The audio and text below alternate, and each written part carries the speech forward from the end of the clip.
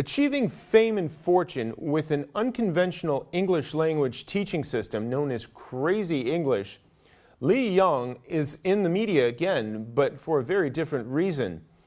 Li's famous language training method incorporates yelling out the English words. The approach has garnered a substantial group of users of his unorthodox method. The training is not unlike an evangelical gathering, as the classes are sometimes even held in stadiums. However, in August of 2011, Li's then-wife, American Kim Li, posted photos online of physical injuries she had sustained from Li Yang. In what was seen as a landmark case in terms of domestic abuse, Kim Li won custody of their children and a sizable settlement when a Beijing court awarded in her favor. Her husband had earlier referred to the abuse as no big deal and criticized her for airing dirty laundry in public. Late last year, Li Yang announced on his microblog site that he was to join the global Amway company in October to pursue success and attain a sense of achievement. Following a short stint, he recently announced his decision to quit the Amway venture, as he has made the headlines yet again. This time, Li responded to the accusations, saying that he is going to sue the web portal Sina.com for publishing fake news about him seeking prostitution services in Dongguan. If the city of Dongguan sounds familiar, it is likely due to all the media coverage surrounding the current large-scale crackdown on prostitution, drugs, and gambling the city is experiencing. So how do Chinese net users view this rather controversial figure, and what do they think can be learned from his case? To get a closer look, let's cross over to the newsroom and our researcher, Julia Liu. So first off, Julia, what's the general impression of Li from the public, and is he really that well known in China? Well, first of all, he is indeed quite famous here in China, but he's famous largely from his colorful teaching technique. So prior to the domestic violence scandal, he was popular as a successful English teacher. Well, the Crazy English teaching system in China is one of the earliest English training programs nationally, dating back to the 1990s, and it definitely has many fans. Well, this poster says on Baidu.com. Well, Li is the first Chinese person to discover the biggest problem for Chinese people when it comes to speaking English.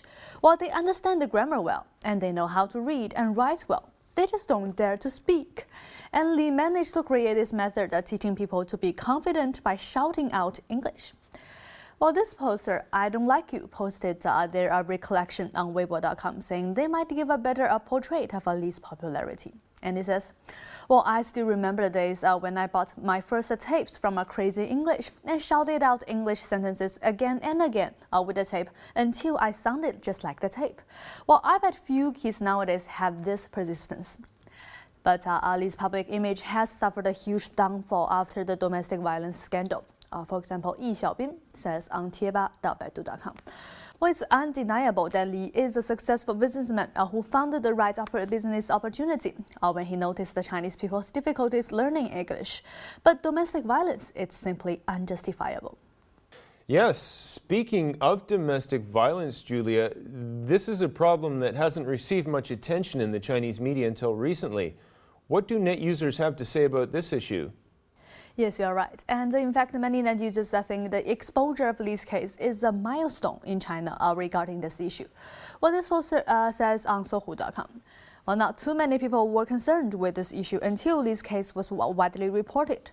Well, I saw a report that the rate of domestic violence in China is as high as 35.7%.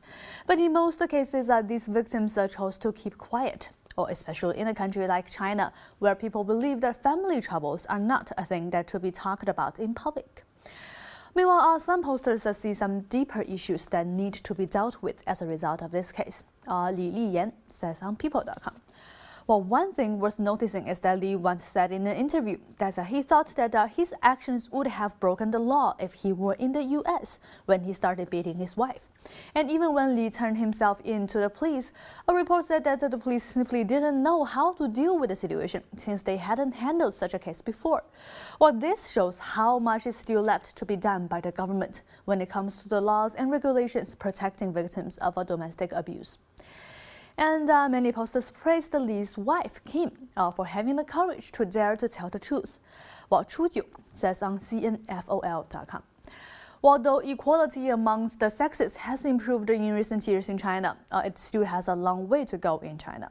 Well, women in Chinese families are still seen as and treated as weak. And I don't think it's a coincidence that Kim, who dares to tell the truth in public, is actually a foreigner rather than a Chinese. Well, Chinese women should learn more from this independent woman who has the sense and courage to protect her own rights. Well, Julia, the fact that Kim is an American is definitely one of the reasons that have led to the attention of Lee's case as well. Do net users have anything more to say about this? Yes, and actually there has been considerable debate over whether the cultural diversity between the couple contributed to the violence. Well, Lee has said in several interviews that he and Kim had many conflicting viewpoints. As a result, he claimed that he didn't know why she thought of things the way she does. While some find it absurd, like Jill Gino, who says on Kenya.cn, "Come on, stop putting the blame on cultural differences. There's no reason to beat your wife in China." While other comments focus their concern on possible problems that can arise from marriage among people coming from two different cultures. Well, SQ1907 says on her blog on Sina.com. Well, I watched Lee's interview, and there's a part where he talked about his differing opinions with his wife. Well, for instance, Kim had asked him to temporarily stop working because their daughter was sick. Well, he apparently didn't understand what was wrong with him just continuing to make money to support the family.